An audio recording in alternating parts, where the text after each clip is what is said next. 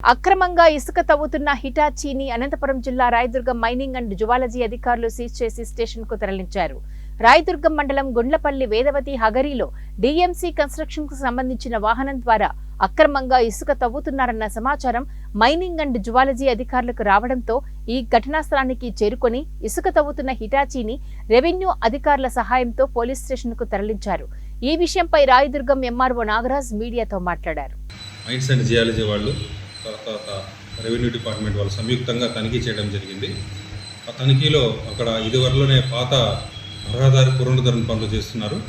ఆ పనులకు అక్కడున్న ఇసుకను వాడుతున్నామని అక్కడున్న మేనేజర్ కూడా తెలియజేయడం జరిగింది.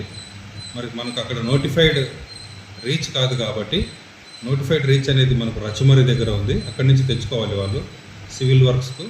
అలా కాకుండా దగ్గరలో ఉన్న నదీ గర్భం నుంచి కూడా శాండ్ను ఆ కాంట్రాక్ట్ పనులకు యూజ్ చేసుకోవడం జరిగింది.